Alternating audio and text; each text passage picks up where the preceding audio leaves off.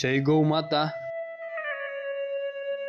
આ કૂતરાના લેગનું એમ્પ્યુટેશન કરવામાં આવ્યું હતું. કૂતરું બાબરા તાલુકાના વડલી માતાના મંદિર પાસેથી રેસ્ક્યુ કરેલું હતું. આ કૂતરાના પગમાં લાકડી મારીને તેને ઈજા પહોંચાડેલી હતી.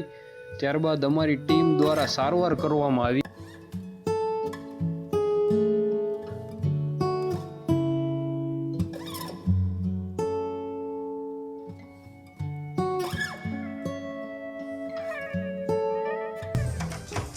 અત્યારે તમે એની કન્ડિશન જોઈ શકો છો કેટલી સારી છે.